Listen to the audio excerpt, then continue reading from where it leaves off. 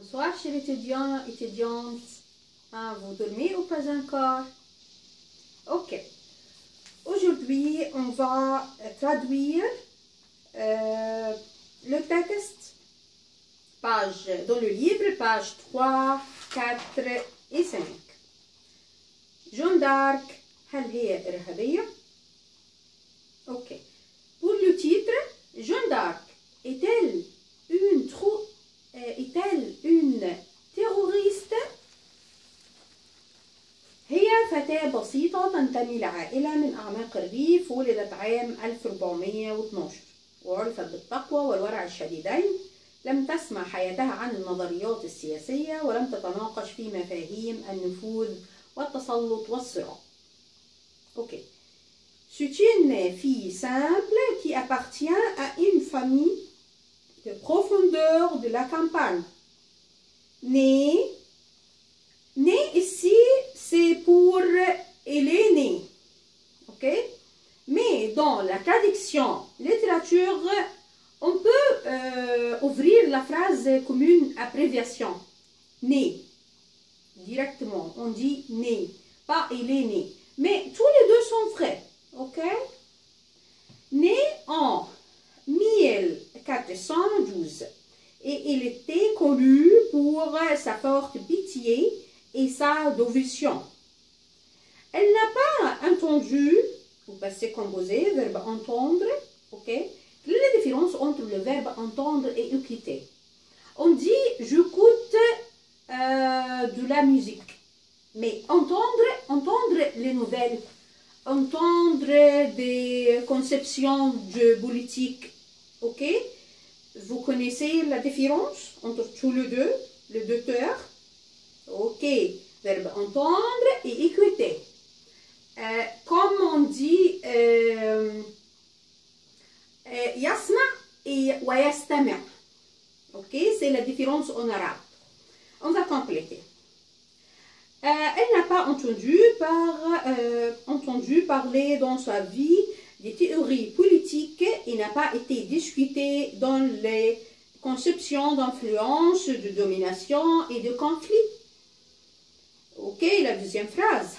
لكنها عانت هي وبلدتها من قهر المعتدي على وطنها، وظل هاجسا يضغط على ضميرها وأعصابها بضرورة تحرير فرنسا التي اجتاحها الإنجليز. اوكي. elle est allée لكنها عانت mais elle et sa ville ont souffert. Verbe souffrir. D'accord, يعاني. Ou passé composé, le participe passé de verbe souffrir, souffert, souffert, deux F, hein, faites attention, deux F, bavé, va s'ouvrir, non, souffert, souffrir. On souffert de l'oppression de l'agresseur, de sa patrie. Faites attention, patrie et partie. Patrie, watan, home. Partie, comme l'anglais, party. Party off. Ok? On va compléter de sa patrie et ils sont restés obsédés par la pression de l'agresseur sur sa confiance et s'énervent concernant la nécessité de libérer la France qui a été envahie, verbe envahir, يستولي على, envahi par les Britanniques ou les Anglais. Ok, اللي هم الإنجليز هم البريطانيين. On peut traduire par les Britanniques ou par les Anglais. وذهبت إلى أحد القادة الفرنسيين لتعرض عليه مساهمتها في عملية المقاومة، لكنه وصفها بالخبل. داكور، الخبل هو زي الجنون يعني. وبعد جهد نجحت في الوصول إلى الملك شارل السابع. اوكي، واقنعته باعطائها مجموعه من الجنود قامت هي بقيادتهم بشجاعه منقطعه النظير، وتقدمت بسلاحها فاسقطت عددا من القتلى والجرحى الانجليز، واستطاعت اجبار القوه الانجليزيه على فك الحصار عن مدينه اورلين يعني. اوكي. Mais pardon, on dit ذهبت إلى أحد القادة الفرنسيين. Ok. Il est allé voir l'un des dirigeants français pour lui offrir, Joseph, sa contribution, le verbe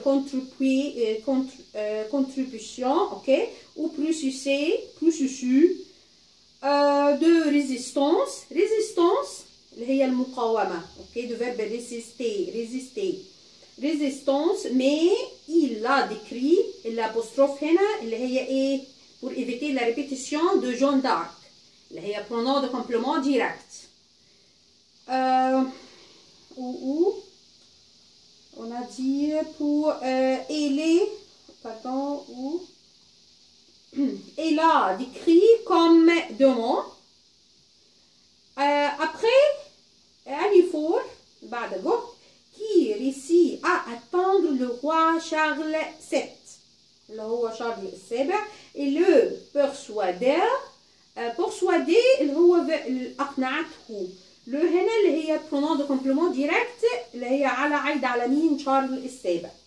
de lui donner un groupe de soldats. أقنعته إن هو يعطيها إيه؟ مجموعة من الجنود. elle les conduisit courageusement. طبعا هنا قلنا courageux يبقى courageuse وبعدين mot. hors de vue et avançant avec leurs armes, ce qui fit tomber un certain nombre d'anglais. هناك ترجمناها بريطانيك وهنا قلنا عليها anglais و tous les deux sont vrais. mort et blessé et fut en mesure de forcer la force d'anglais à briser le siège de la ville d'Orléans.